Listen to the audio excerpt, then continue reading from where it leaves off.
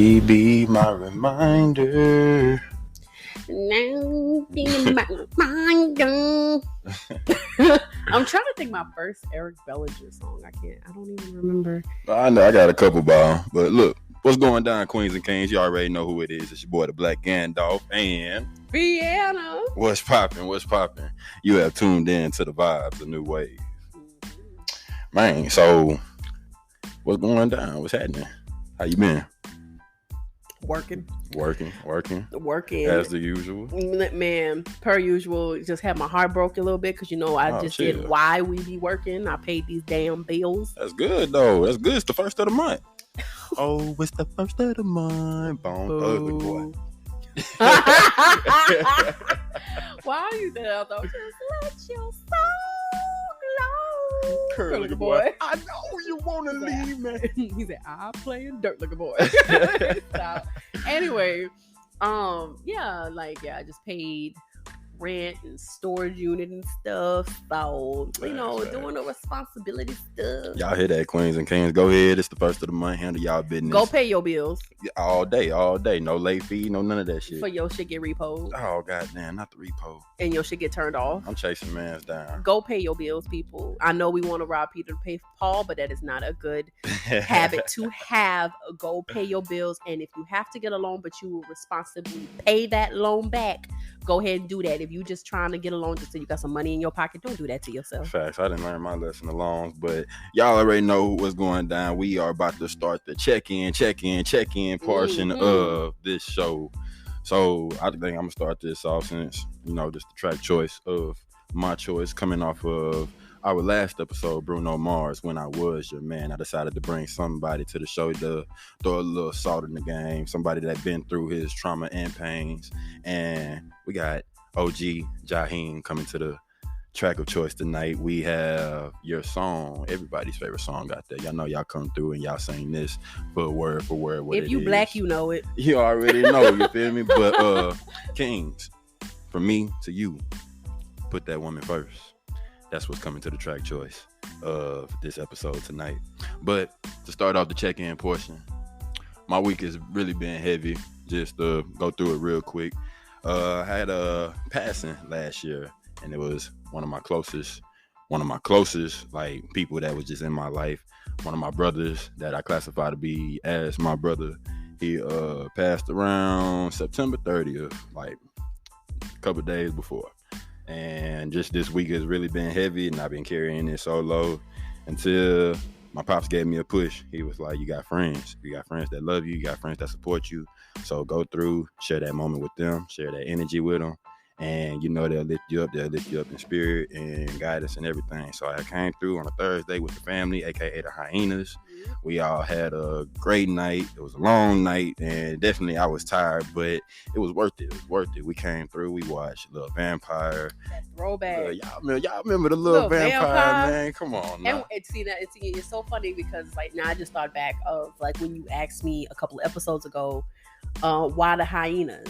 I couldn't watch Little Vampire with nobody else. I couldn't when I was a kid, and even when I grew up, I didn't meet a lot of people that fucked with Little Vampire. Look, I meet these people later in life. We all fucked with Little Vampire. We all walked up in the room like, oh shit, it's a Little Vampire. And the reason why I chose that movie of choice just for the first film of the night was because we had best friend in the room, man. Best friend she's not the horror fan. She's not the one that's gonna go straight for horror films. So I was like, I want to keep it light Halloween, and I was thinking about Hocus Pocus, but I'm waiting on you to call that shot because that's your favorite movie. So whenever you're ready for us to just come around and watch that, boom. And I'm actually surprised that Little Vampire is not a Disney movie because if I recall, we watched it heavily on the Disney Channel, right? Not me. I feel like that's where I seen it mostly aired. It was the Disney Channel. I had it on tape. Okay. Because I'm going back now with an older mindset, and that movie was really, I feel like it could have been darker than I remembered. It gave me really dark vibes, and I was like, man, if they just wanted to sit a reboot on this, I would like it in a darker, more ambiance. Now, I don't know how more loose Disney was. Looking at it, I can't see Disney putting that on there, but I probably could see them playing it on ABC Family. True that. But I definitely, Queens and Kings, if y'all remember, go ahead and drop on the comment section below of our YouTube channel and let us know if where y'all seen the little vampire just aired at. What was the main guy's name again? You knew it. Jonathan Lipnicki. How do you remember that? It's a name. It's just like Zach Galifianakis. Like he was off of Hangover. Which one? The goofy one. The one that roofied everybody? Yes. That's his name? Yeah. I always remember crazy names like that. What? Like when folks just had off the wall names. The only one I know that I keep in mind is Benedict Cumberbatch. I feel like that's normal. Doctor Strange. That's normal. And, well, not, Benedict Cumberbatch? Well, not really. I think the reason that it stuck with me is not only because of the way it sounds, but the history behind their name and why his parents did not want him to debut with it. Because it's a well-known slave owner's name, apparently. Oh, shit. Yeah. And so apparently his parents didn't want him to pursue acting with that name because they're going based off of an entirely different name. So I wonder where is he from? He's from Europe. Okay. He's British. So I guess that would sound like a suitable name out there. I would have never took it to just be from a slave owner though. I guess if you don't think about it in that aspect of where the name originated from, then they all dabble. Yeah, you accept them for what it is. Yeah. And I think, I don't know, I mean, maybe I'm thinking about it like maybe he's trying to take the name back from the scrutiny that it held or the judgment that it held or something. I don't know. I guess if you have like different intentions with like different things, like I got a last name that I dip and dabble if I want to take the name out of my whole name, but then I think about reiterating that narrative for the name, like, okay, I'm gonna keep this name, but I'm gonna make it a difference of how this name is carried. I'm not gonna portray what has been taught of me growing up. So whenever my kids come around, whenever they hear that last name, I'm gonna be like, look, that's you. Be proud of it. Carry it in the most memorable way that we carry our name. So I hold real pride against my last names, even though they are toxic. Name. What? Oh, I used to hate my name. Why? Because my name was so different. And a lot of people would like butcher it and mess it up. You go to Disney World, you can't find your name on the tag. It's just, I hated my name growing up. I hated my name for a lot of reasons. I hated my name because nobody had it. I hated my name because it was so fucking long. And I was like, at least how I felt as a kid, I was like, this is so disrespectful. All three of my names, because I have a first name and two middle names, all three of my names are unique and different. And I got one basic ass last name. Make that shit make sense. The only thing I can get is Thomas. That's Cajun though. That's coming off of Louisiana vibes. It's like you got to mix the gumbo and you don't know what's in the gumbo pot. I guess. Like, come on, Jardella Biana, Rashawn Thomas. Hey, that's Cajun and unique. You got, like you said, you got to keep with it. I used to hate my name, but I grew to love it. I grew to accept it and like and enjoy being unique. Like, you walk up in the room, they got 5 Ashleys, they got 1 me. See, I always felt special whenever it was that portion of like the beginning of school to let everybody know your name and to know that my name is really as long as you say yours is. Mine is DeAndre LaShawn Riley Cooper. So it's like 1 middle name, 2 last names, and I just learned to deal with it. I feel, like I said, I feel special having a long ass name because I had to learn that. I had to learn that. I had to learn to find happiness with being different and standing out, because I like, even though like for you it's like, oh yeah, mine's unique and different, so you're excited about it, I would roll my eyes because I'm like, I know this bitch about to butcher my name.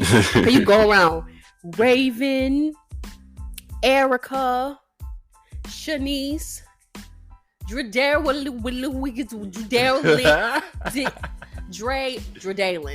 Bitch, just call me Drew. There you go. Like just keep it plain and simple. Or they even do that when I start new jobs, y'all. Or if they gotta like call my name and they look at it, Miss Thomas, I'm like, you bitch. You didn't even try. Look, but you gotta give them that effort. If they look, I feel like that's the type of presenter I would be. If I know I'm not gonna be able to get your last name, I'm gonna either tell you and be like, look, y'all don't get mad at me. But you know what? Fuck it. Rashad, that's who I'm looking for. All right, but there you go, my guy. Hey, we gotta talk after because I need you to really let me know what this is. But so a lot of people do that. I know that they mean well. They just don't mean to be that way. But I mean, my name also helped me get a lot of tips. Oh. Because a lot of people Money, at money, the money, casino, money. for some reason, they see my name tag. They thought it was like a game. Like I might as well have been a slot machine. Like for them to think like I had this one drunk guy, and it was after a military ball, and he was like, wait, mind you, it was like this 6 foot. He looked like the guy that played Tarzan, Alexander Skarsgård. He looked like him, and he was like, wait, I can get it. Wait. He actually got it. His drunk behind got it. First try? Yeah, he actually got it. He looked at it. Dredalen. I was like, yes. Hey. I was really surprised. I'm looking up at this like 6'12" guy, and I'm like, yeah. And he was like, yeah. And he punched so hard that he punched the sign. Oh, he punched the freaking restaurant sign, and he was so excited that he got my name right, and he gave me $20. Oh damn. Yeah. Look. Let's go. They gave me, my name gave me tips. I had one person give me a tip because I said I was saving for a PlayStation. And he gave me $30. Like, go ahead and get your PlayStation. Be happy, be fun. That's what dead ass he said. Just let it go. Just let it fly. That's what dead ass he said. He was like, you know what? You just starting out here just going towards your PlayStation. Damn. Look, you gotta love people like that. You got to. Not to close out the check-in portion, but like just to extend a little bit more from the movie section that we were talking about, aside from Little Vampire, we all watched this new movie that just dropped on the streaming sites. Yeah. Free Guy. I liked it. Let's go ahead and give a little slight review on that. Okay. What you liked about it? It did. It gave me reminiscence because I fell in love with Ready Player One. Yes. So it gave me reminiscence of that because it's video game based. It's video game related. So those of you who like Ready Player One, it'll, at least for me, it gave me reminiscence of that. Another point, you have Ryan Reynolds humor. Mm-hmm. Who doesn't? Well, everybody has their own stuff that they're like, but a lot of people, we love Ryan Reynolds. On Ryan Reynolds, I want to say I feel like he rebranded his acting. Oh hell yes! And from his early stages, yes, fuck yeah. Because you could see in the early phase of Ryan Reynolds, he was really putting in that effort of, I guess, seriousnness, like more serious acting. And I want to say he started to get loose once Blade Trinity dropped. When he was really funny. He was real humorous. I hated that beard shit they had on his face. I actually liked that. This shit is ugly. That was a good look for him. I felt like it was because I'm a part of the beard community myself, but Queens and Kings. But like yours didn't look like that. But his fit his face to me. Like it was just like he felt like that one. Who can I compare him to? Hawkeye off of Marvel. Mm-hmm. He reminded me of like a humorous Hawkeye. It looked like Hulk Hogan. Oh damn! Like he was trying to like be not connecting. It was ugly. It was. I didn't like that shit. But y'all, like Ryan Reynolds, he I feel like I say he rebranded himself because I could hear damn near Deadpool in every voice adaptation that he choose to take, like from a Detective Pikachu. I think it's because he put his personality in it. So like true. Okay. So like instead of just really trying and put that effort into something you have the passion for, once you start to let loose and really see who I am, I wonder what was it that really made him say, I'm not about to put in as much effort as I was before, but I'm about to come through like who I am. And I don't know, I guess we all go through that phase of we looking for ourselves, we finding ourselves, and then once we start to see what people actually like coming from us, boom, we stick with it. And what you naturally like. I mean, think about it. It's no different than, as much as like some people might want to say it's typecasting, what if they just simply found their niche? Think of it. What else the hell do you see Vin Diesel do? What else do you see Samuel L. Jackson do? What else do you see? Who else I'm looking for? Shit, Jason Momoa. I'm trying to think of The Rock. Like, you find what appeals to you, what you enjoy putting out there, and you just find the perfect formula for the type of films that you want to create. And I think Ryan Reynolds found it. He gives him an opportunity to give his personality. You could tell he genuinely enjoys it. And come on, like, we love it. Like it genuinely makes us laugh. Facts. And with the movie, I want to say, just looking at it through the outside in, not just as an audience, I really want to say he is not the main character. He's a co-character to the main character, because the main character was really the person behind the computer. No spoiler facts, everybody. This is all, a little tease or something to really just, I guess, sell the movie. Let y'all know that it's a good movie to really just bring around the family, watch as a family film. And you know what? As much as I think we mostly always just feeling that way because it was a work night that we watched it. To be honest, for the amount of money that you pay for it, the $20 for 2 hours, yes, it was worth it. It was so worth it. And you do not have to worry about the story being rushed, the shots being weird, or anything like I felt when we watched Spiral. Okay. I was so upset. That movie hurt. With Spiral. I'm sorry. I was so upset with it. I did not like it. Definitely. But Deadpool. I gave that movie like half a star. It wasn't even a full star, just half a star. The only person who had a decent storyline was the person we waited to see everything towards the end. It had a motive. It had a full background. Everybody else was just there. But with my movie, with just my movie enthusiasm, it's just, I call them now, this is like recently now, movie memories, because all movies that I have on that one platform, I've watched with somebody and I remember it. So when I know they on free platforms and everything, but I like to give credit when credit is due. I like to pay for what people really work for, like instead of just paying for one streaming site. So knowing that everything is getting like half of that. Yeah, exactly. So I go all in. I do exactly what normally would be done back in the day. But Spiral is a good hell no. If it's a filler, it's a terrible filler. No, it's actually supposed to be another book of the Saw franchise. So it was like, I guess, a book 2 of some shit like that. They shouldn't have did it. Yeah, that shit was whack. They should have done it. Now, with Free Guy, it's pretty much damn near a 2-hour movie. Family movie. And it has a few, not a lot, it has a few little Easter eggs in it. Yeah. It has a lot of pop culture, like current pop culture stuff in it. And like I said, it gives you reminiscence of Ready Player One. Mm-hmm. So if you like stuff like, and one of the biggest things that I love the most is the fact I have never thought of that. I never thought of having the NPCs be interactive, and that was so different. I was like, I like that. Like before Bro called it out, before one of our hyenas called it out, I was looking at the movie in its raw state, and I was like,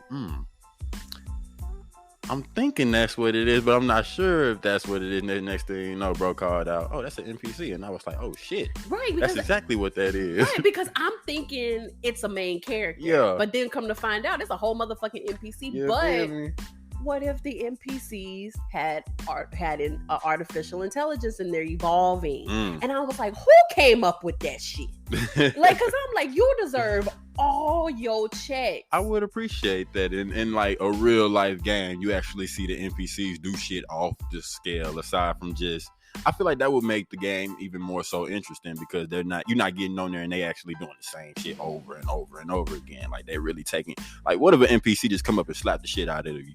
Like, just to do it. You feel me? Like, you would want to go whoop that nigga ass and be like, okay, this actually just made the game a lot interesting. No, fuck you up. No, you know what? If anything made me feel like that, but technically they are programmed to keep doing it. Mm-hmm. The Witcher. Them fucking little water things that be jumping out the puddles and shit. My brother is a big fan of that game. I haven't dived into it myself, but he loved the open world games. He's playing Genshin Impact right now. But I tolerate those games. With me, I love a story. And I could sit through. What happened? I'm sorry, I just remembered off of fucking Skyrim when I got chased out of town for stealing some bread. Skyrim was fine. Skyrim was on some bullshit. I fucked with Skyrim. Didn't you say you fucked up a chicken or some shit? They just drove you out of town? I ain't never did that. Who said they stole some chicken or they fucked up, killed a chicken or something? I can't recall. remember who said that. It probably was Trey. It probably was Trey.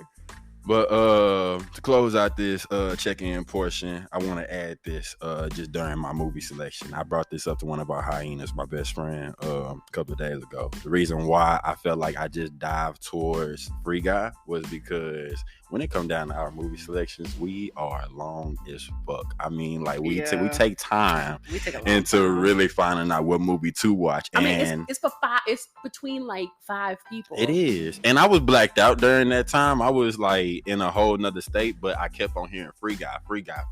Yeah, I think as soon as you landed on it, we all talked about how much we wanted to see it. Definitely. And then he just took the initiative, y'all. Yep. Like he didn't ask no questions. We all was like, oh, but me didn't watch Free Guy. Oh, but me didn't watch Free Guy. He was like, bye, start. And we was like, oh shit. You're like, hold on, we ain't even talk about this. Like we got more options out there. Like, no, like. But sometimes, especially like now, we've all been like I said, we all try to be courteous towards our other hyena. She doesn't do the horror, and a lot of us be wanting to watch like some horror stuff. So we try to find something, and Free Guy was a good choice. It was great. It was a great choice because she was able to enjoy it, and everybody was able to get involved, get a good laugh out of it. Because that Channing Tatum cameo, damn, that was loud. That was great. That was ridiculous. It was funny. Queens and Kings, let us know in the comment section below what movies are y'all planning on watching with your family around this good weekend of ours. Oh, my tormented behind do want to recommend that y'all go watch Squid Games. See, I was just recommended Alice in that. Borderland. I was just recommended that, y'all, just because it's trending around. Well, we watched it like as soon as it dropped, and I guess like everybody else did, and it started trending, and then it made Alice in Borderland start trending again. Yes, you heard me, again, because Alice in Borderland has been out for over a year. Def.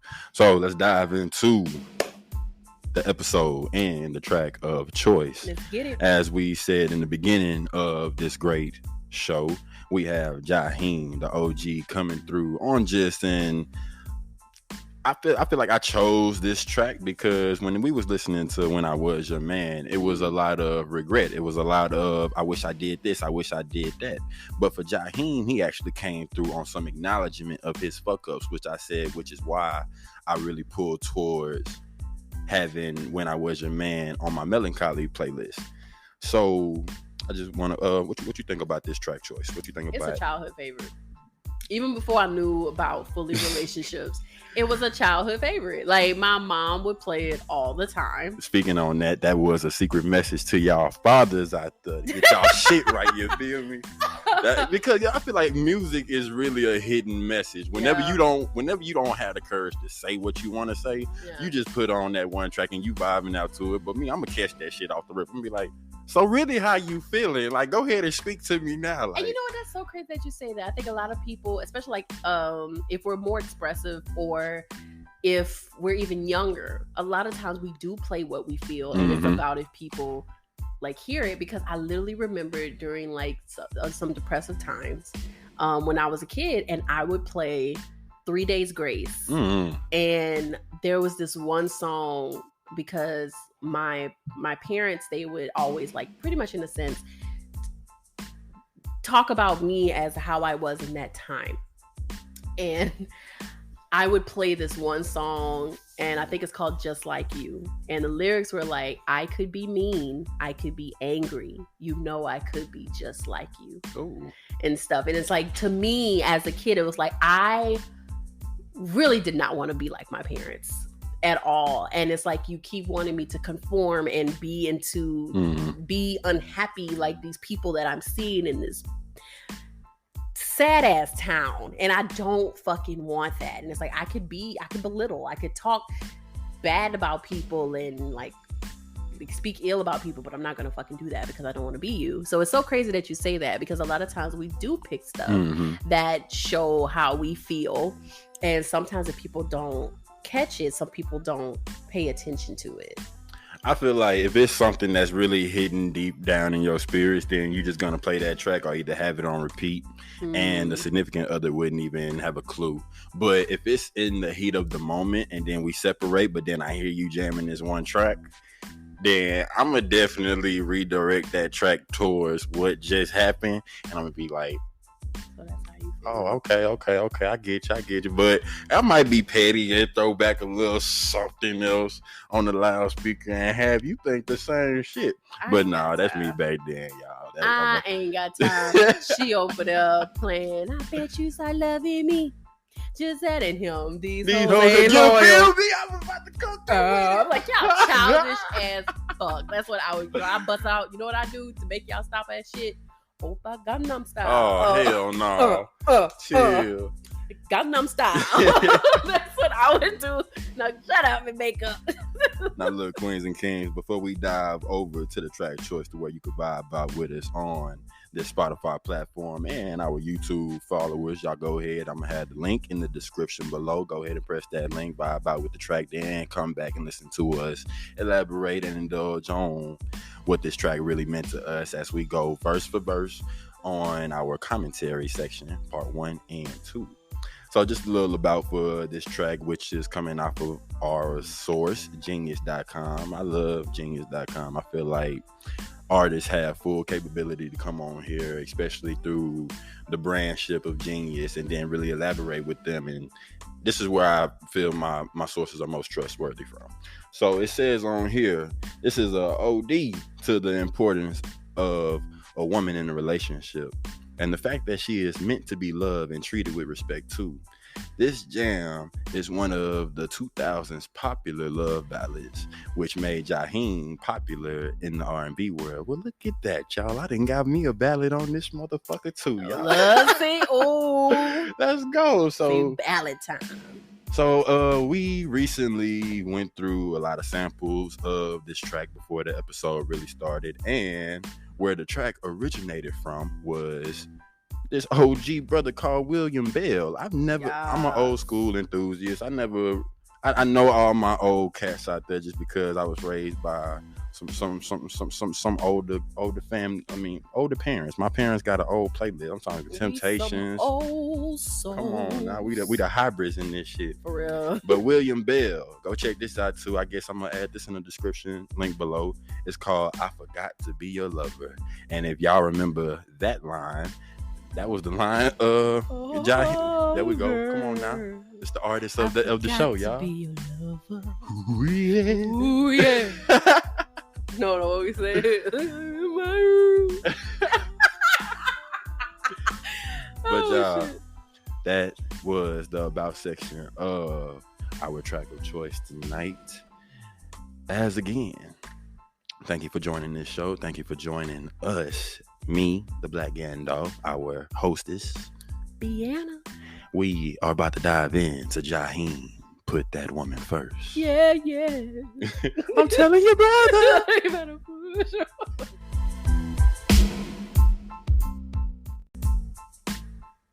Welcome back, kings and queens. We are back. We're going to get to the commentary section of our lovely podcast. Don't mind us. We was just simply reminiscing. Do y'all ever do that? We be reminiscing over like older music that we grew up listening to, grew up hearing and stuff. We didn't jump from once we listened to Jahiem. Who did you put on? Put on JG, one of the not the founding members, but he was the addition of the group New Edition. The extra edition. Damn. The replacement of Bobby B. The extra. What was his name again? Johnny Gill. Johnny Gill. JG. Johnny Gill. And I went back to that Genuine. Yeah. Because I still love Genuine. Like, I love Genuine. Make you want to grab that wine. Tony. Wait, what was your, you know what? Mine is actually not a primary single. What is your favorite Genuine song? I don't have one. Wow. I liked I Love You More Every Day. I mean, I never heard that one. Never. What? I love that one. I mean, if I heard a Genuine track on the radio or if somebody just put it on, then I jam it because I know the track. But right. But just a personal favorite Genuine track, I don't have one. Oh, wow. Yeah, exactly. Like, I feel like I should feel that way, but damn, I don't have a favorite Genuine track, but I don't. Well, at least everybody be jamming Pony. That's it. Jump on it. Ride it. My pony. Okay. Back to the topic at hand, y'all. All right, so we're going to go into the breakdown of the lyrics of this wonderful song. I say it's a childhood song for me. I feel like it's one of the earliest songs that I've ever memorized, really. This was when y'all mama and daddy was going through it, goddamn. That's probably the only time I heard this shit aside just from the radio. Honestly, I feel like mine was a mixture of like BET, the radio, and my mom and them always playing it, and it was just a song that it was definitely one of the earliest songs that I learned. I feel like it gave us a early life lesson at that too, because like I said, this song resembles somebody acknowledging their fuck ups, acknowledging where they veered off into the beginning of a fruitful relationship to where, damn. I'm noticing I'm neglecting. You feel me? Yeah, and I'm about to lose this person. Exactly. So you know what? Yeah, that was definitely one of the first. I guess you can see it as like a life lesson when you're not just enjoying the song, because it was one of the early songs that I learned with Donnell Jones, Where I Wanna Be. I had watched the videos and learned the songs for this song and Where I Wanna Be. Where I Wanna Be was a respectfully breakup song. That was a respectful song, like saying, look, man, this. Yeah, he's like, I'ma leave because I know I still got lust inside of me and stuff. Me? But Chris said the same but thing. I wouldn't have played that shit with come and bang on the window during my fucking date, nigga. You freeze out there in the cold. Fuck you. You left. Fuck you. Talking about let me take me back, nigga. You left. You can't have your cake and eat it too. Bye. Damn. But look, y'all, hitting verse 1, my boy come through and say, if they gleam in the sun while they spin and they fit on my truck, then I could remember. I want to dive into Genius real quick, where it give us like a slight breakdown. You know, he referring to some rims, some spinning rims. Y'all know we all, well, not we all, but sorry. Why when you did that, it made me think about the episode of Family Guy when they found that Wu-Tang album in Chris's room, and they was like, these lyrics are filthy. Oh, look, here's a translation for non-black people. Oh, see, I never seen that episode. What? I fell off. It's one of the early episodes, like early in the series. But the fact that you came up here and he talking about rims. See, that's because I felt like we get that, but I'm like, oh, he probably breaking it down for people. So I guess if not diving into here, he well, yeah, I guess I'm gonna throw in a little salt. He says, Jahiem is saying, in essence, if his woman were a set of rims, he wouldn't have any trouble putting her first.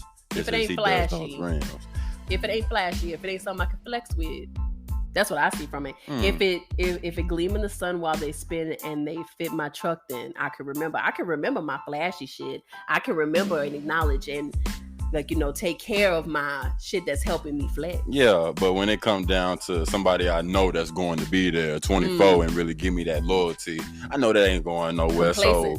So let me get complacent. You ain't going nowhere. You feel me? Man, look. That's what that sound like. Beyonce came through and said, if you feel me, I'm seeing irreplaceable. Oh, two different songs. Exactly. That's what I was thinking. But that's fact. That's a good one too, though. And also, to extend on the verse 1, he said, and if it came in the sack, no stems, no seeds in the bag, I could remember. That's that dank, y'all. Our 420 people know this. Come on now. Ain't nothing more disrespectful than a bunch of seeds in your bag. Look, we gotta go holler at the dealer real quick. Like, say, partner, we don't turn around. Do the red game. What I'm gonna do with this? Plant my own garden? Facts. Like, I appreciate you giving me the encouragement, but I want that icky, that like stick it at spring time. But there's another iteration. That word of I don't know what that word is. Yeah, that word of reiteration. Okay. Of if she was a bag of weed, something that he deemed important. You feel me? Then he would remember. You feel me? And I'm gonna go ahead and finish that off. And if they drip from my wrist and they look like they shine like new, then I could remember.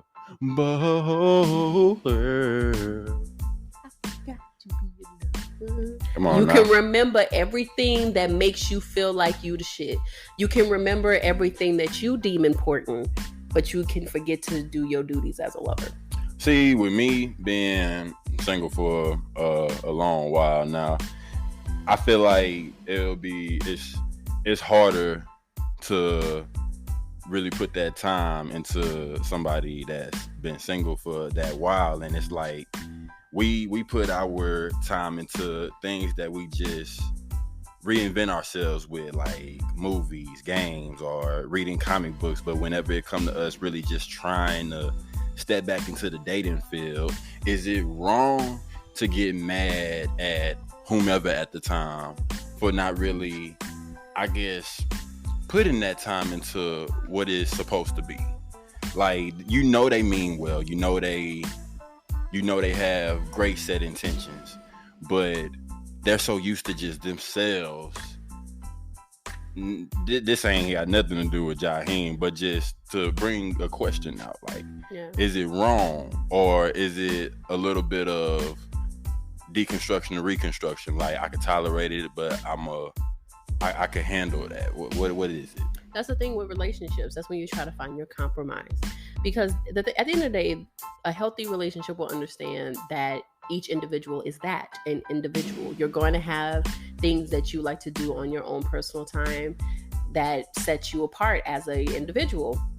Now, where the compromise comes in is you have your communication and you still are able to show up for the other person. Like, you don't have to leave them out. You don't have to become complacent. It's okay to have things that you like to enjoy by yourself, but maybe, fit in some time together, fit in like an outing, fit in an activity, fit in time. And I think that just goes back to that effort that we spoke about with the Bruno Mars portion, how she, like you were saying in the song, like, pretty much like, yeah, she's understanding, like, you're chasing your dreams, you're going after all your stuff, but like a little effort or a little acknowledgement ain't gonna kill you, bro. But he also acknowledged that, like you said, like, he was getting swept away by the flashy and the fame of it, that he deemed it unimportant.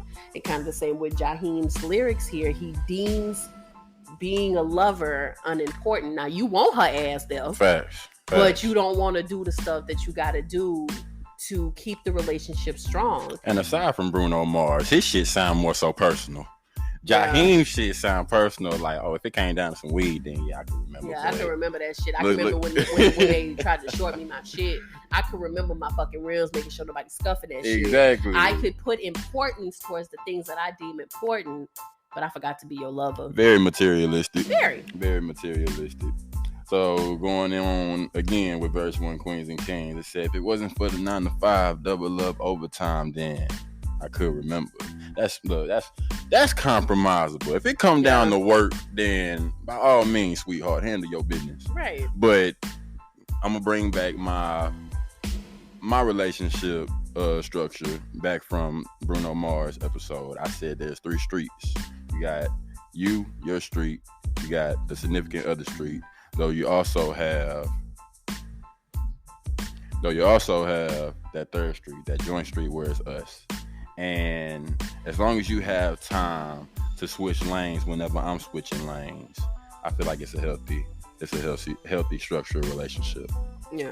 So double back on this. He said if it wasn't for the Sunday All-Star Weekend games, then I could remember. If it wasn't for the dough getting 50 G's a show, girl, you know that I could remember. I had no problem with that either, because again, I feel like just going back to those lines of 9 to 5 double up overtime and then making 50 G's a show, then that's work. That ain't got nothing to do with my materialistic side. So again, those are compromisable situations. But silly me. Tell me, how could I ever forget to be your lover? Okay, so after going through like that breakdown, yeah, you see bits and pieces of materialism, but I just see a big jar of complacency. I see somebody who's used to the person. I see somebody who's become extremely comfortable, that they don't feel like they have to do anything else. And it's like, yeah, people can be understanding about, like, yeah, the fact that you got to work and the fact that you got to do that. But again, he's showing importance to other things as opposed to her. Like, he's not making her feel as if she is a priority at all. What's priority? Going to work. Okay, nothing wrong with going to work, overtime. Okay, I didn't hear I'm doing overtime to get you some new stuff. I'm doing overtime to invest in you. I didn't hear that. I heard I'm doing overtime so I can get these grams that I get. So I'm doing overtime so I can get that sack. I'm getting overtime so I can get big dings on my wrist. I'm hearing it's about me.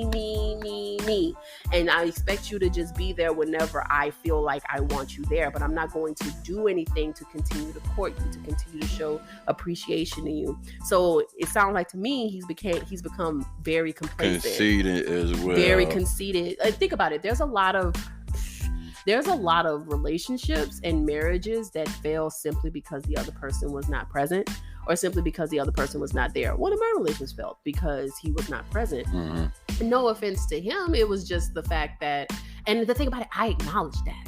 I was like, you just don't have time for a relationship, and that's okay. Go build what you need to build, because where I am in my life and where you are, it's not the same. You can't be here. Seeing you once a month don't fucking work for me. I can't do that shit. It gotta go. There's nothing wrong with you. We just met at different times where your priorities and time is just not focused towards me. Or they have people, isn't Bill Gates going through a divorce? He's done with that. I feel like you're speaking on who did the Tesla? Not him. No. Well, Bill Gates. He did go through a divorce. He's doing one as well? He's going through one as well? No, Bill Gates went through the divorce. That's over now. I figured that was finished by now. Yeah. But he does have a documentary where he admits that he was not there because, he's so dedicated to his work. And there's nothing wrong with that. But it's okay to acknowledge that maybe you were not able to be there to nurture, to grow, and to probably give. Some people can probably tolerate more than others. Other people can't. They've legit got people that stay in marriages just until the kids old, just to wait to get out of it. See, I wouldn't put my kids in no situation like that. I feel like kids are a whole different joint factor aside from just what me and you already started before the kids. So the kids don't have nothing to do with it. That's a whole different conversation. I would say our generation understands that shit don't work, because I feel like a lot of people in our parents' generation did that shit, stayed for the kids. True. And we saw that shit didn't work. I saw you living with somebody that you hate. Like, what the fuck? But just to say that you did it so the kids see, you probably, a lot of kids even admitted, y'all probably did better just separating. Probably would have been a better headspace for me. True. But the thing about it in this sense, there's nothing wrong with the ambitious stuff that he's doing. It's about, you want your cake and eat it too. You want to be able to have it all. He wants to make his money, he wants to have his nice stuff. He wants to have his girl. Well, you can't sit there and nurture everything else but her. And that's where that compromise comes through. Yes, you understand. Yeah, you got to go do your work. You got to go work and do stuff. Yeah, that's fine. But would it kill you to buy the bitch some flowers? Would it kill you to take the bitch out on a date? Would it kill you to just set up something? Would it kill you to just show the bitch you love her? True shit. And it's like, it's extending that form of conceitedness to where you brought up effort. And the effort in the beginning was, I need to have her. I need to let her know that this is how I feel for her. I need to show her that my effort and love is real. Until it's that phase. It's literally that beginning phase of a relationship where it's the quote unquote cupcake phase. And courtship. Once that phase is over, once I feel like I did the things I needed to do, shit, bet.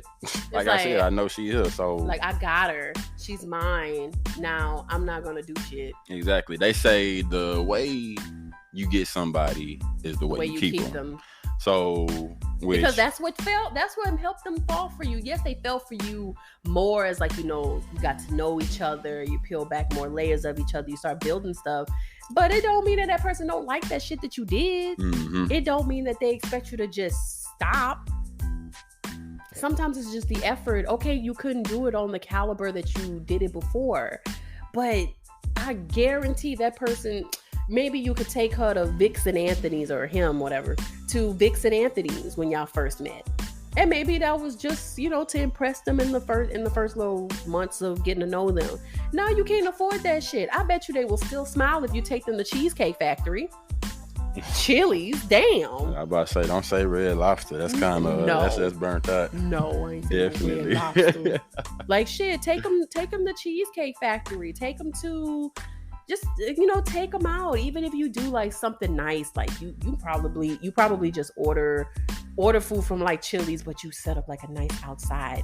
Man, you could deck out this balcony, Dre. Have like lights and stuff, and have like a little dinner around it, because pandemic times. Like, set up a nice little thing right there. Set up a nice little movie night. Get the bitch some flowers. Very much so. Like, whenever I look at my relationship standpoints, if I'm taking double shift of overtime, I'm definitely secretly doing something. You most likely got some shit on the side, yeah. But it's you. But if I bubble bath, look, that's going back to Take My Breath episode, y'all.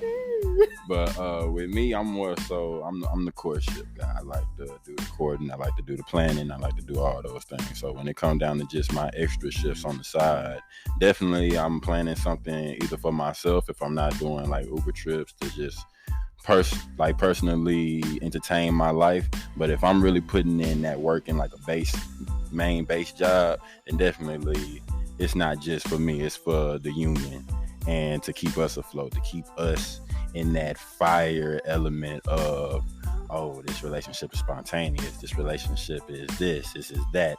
I'm willing to extend to higher levels as just day by day in the relationship realm go.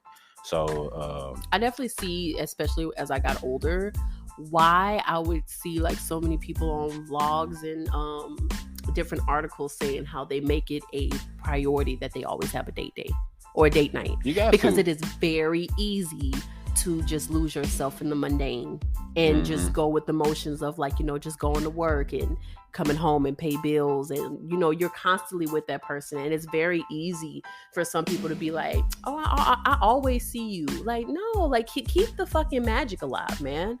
Like show some goddamn effort. So what, you got the person, like if you're unable to do some stuff outside, make that shit happen inside. Like, try to set up something that that they like it's not hard. even if it's something simple, you feel me? Just go out and buy. I feel like you brought this up in a recent episode, but you was like, go out and buy your favorite candy, go out and do things like, what's your favorite drink or something like that, and like just the small things. That shit matters. Like, always put your woman first, y'all. That's really just the whole premise of the song. Oh, yeah, or lover, significant other out there. Everybody has. There we go. Let's dive into the chorus. So start. When she start bringing up older. Look, nah. That's frustration talking. And the fights keep getting worse. Look, oh shit. Finding numbers in her purse. You not doing the work, so she trying to find somebody to do it. I'm gonna stay right here. Number 2. Oh, I don't condone that shit though. Nah, cheating is some bullshit. But everything has a domino effect. And like most cheaters, some cheaters are just simply narcissists who can't keep it together and they just feel like they gotta bang everything. And other people, you'll hear like some marriages or some relationships, and like sometimes you'll be like, you hadn't touched me in a year, or you're not doing what I need from home, so I went out there and got it. No excuse, you still file for that shit. But domino effect. And I guess I was reading the lyrics down. So it was like, and she ain't wearing her ring when she starts playing little games. Coming in late from work. What you gotta do? Now she coming in late. She was supposed to come in at 5. The bitch came in at 8. Come on now. I feel like we're not blind to that. Like just sitting on the chorus and taking it to the end factor of this commentary section part 1. Sitting on the chorus is like that's not even an acknowledgement to the significant other's changes. That's really acknowledgement for you to look at why is she changing, but why are they changing, just to broaden out more than just the relationships out there. Yeah. But like, why is your significant other changing? What are the things that you are doing behind the scenes that's making, I guess, their routine of what this foundation is just change, aside from what you're already doing through the blind, which I guess you're not really seeing until, boom, she starts bringing up old shit. She starts going, like, finding numbers in her purse. Then look, she's trying to give you the same energy that she doing, my guy. You feel me? So it's like, at the end of the day, domino effect, but don't change your methods of how you got the person that you was really dream fired for, that you was really like eyeing in the beginning. Keep that same static energy. What's so crazy is a lot of people don't even realize when they do it. They don't, and I feel like that's where that one time, not warning, but remembrance, like, I feel like it would be, it's not a cautious feeling, it's not a cautious step, but I feel like the significant other should also come back and extend to that change as well. Be like, well, look, you're doing this when you're not doing what you used to do. I will accept change if it was in extensions to how you got me, but I'm seeing change into where you're reverting. For real. You're forgetting about me. You're not doing anything. And I feel like that acknowledgement is worthy and acceptable in that verse, because they're at least communicating how they feel. That's it. That's what I've gained the art of doing, is letting people know when I don't like this, I don't like that. And I enjoy that so much because it also showed me who's willing to reciprocate that acknowledgement, who's willing to acknowledge that acknowledgement with me, and not somebody that's like, oh, well, if you don't like this, then fuck you. Like they get a step, like, oh, so because I'm asking you to show up for me is a problem. Yeah. Well, then I definitely don't need somebody like you in my corner. Big red flag. It's huge. So, what is it out there that, like, look, we all grown until it's time to tell the truth, until it's time to, get ourselves out of a lie. So let's be real, queens and kings. Come down to the comment section and let us know, like, what is it that you feel like in a past relationship or a recent relationship that you feel like you just need to polish up on? Like, what is it? I feel like for me, do you ever feel that you're complacent, or have you ever experienced someone being complacent towards you? I feel both sides. I'm gonna always come through on both sides whenever that question is just brought up to me, because I know whenever I fuck up, and I know whenever the fuck up is being brought to me, and it's different experiences that those would go from, because there, like I said, there'll be times where I'm the one that's doing the shit to where I'm catering to myself, and knowing that I have this person right here on the side of me that I know that really love me for me and gonna be that loyalty. I was that dick, I was that douchebag back then, but then there was times where I felt that energy come back to me, and then I wanted to just reinvent myself. And now I'm coming through the right way. I'm coming through as the king and gentleman that I aim to be. But then once that energy start coming back towards me, that's just my karma. That's me acknowledging my karma and like, man, if this what that felt like, then a whole total percent to all my exes out there, I apologize. And if this situation ends the way it ends, then that's a life lesson for me. I'm gonna just charge it to my game, because that's my bullet coming back at me. But then now, being 25, stepping into the dating field again, I'm not tolerating that from myself or the significant other. Right. I'm a hope that we've been through the same stories, if not the same, then somewhat sharing the same experiences of something toxic, to where you want to step into this new situation with all fresh intentions, with all the right things that's on the relationship blueprint to keep shit popping, keep shit just shining in the way we are. So I think because I know what it's like to be treated complacently, I've always made like a genuine effort for my partners to never feel that way. But I've learned, well, not learned, but I noticed that I had to learn how to acknowledge and be aware when a person is being complacent towards me. and start speaking and communicating that this shit ain't cool. So asking you the same question, have you been, well, you said you've been the victim of that. Have you ever gave out any energy of you changing yourself and not really just, our co-host, like I said, we always loyal to the soil. I am loyal to almost a painful fault. I am very, very loyal. Anything that I feel that I can do for the people that I'm in a relationship to, I always strive to do it. I give my last. Even if I'm tired, or if I'm in, like, not well, or I'm not, sometimes I don't even be in the best headspace, but I always put that person first.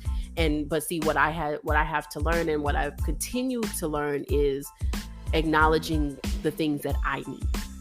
But when it comes to my partners, I am constantly asking them of what they need. And I'm always trying to do something. It could be the most, to some people, minuscule things. But I celebrate people, and I celebrate them in their accomplishments. And I think I think for me, it's a reaction of me trying to give out what I did not receive. So because in my mind, I'm like, I wish somebody did that for me. I give that to people. So something minuscule, some people think it's minuscule. I don't, because I saw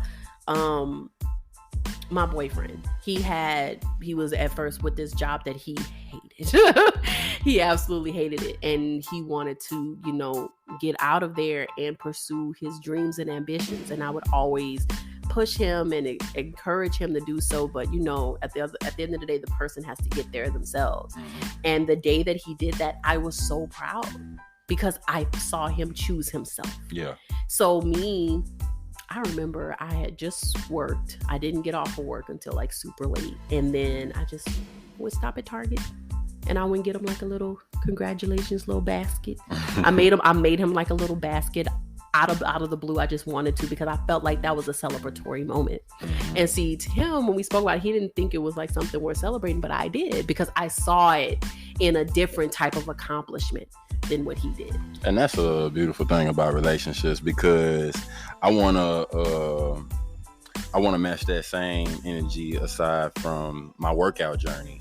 Whenever I'm working out as hard and consistent as I am, and building that relationship of self-love, I feel like I'm not seeing the change. I'm not seeing the change as a everyday routine start to develop until I have that one person, or literally, like, true story, 4 people out the week come to me in acknowledgement. Damn, Coop, you getting a little skinny. My pops come to me. Damn, son, what them arms building from? What we doing? And I'm just like, damn, I don't see what y'all seeing. But the fact that it's happening, your significant other will see the things that you see. That's why that question is brought up, I want to say, through random times. From me, it would definitely come from me. I would be the person that asks, Queens and Kings, the conversation was good, but we're about to go to a quick intermission. The time is about to be up on us. We'll be back on the part 2 for conversation.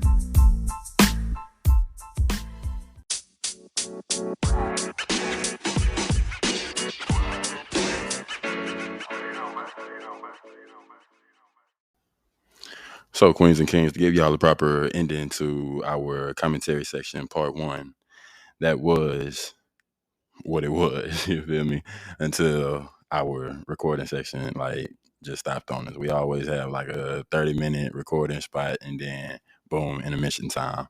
But let us know what you thought about commentary part 1 as we come through, and then dive into commentary part 2, as well as our closing.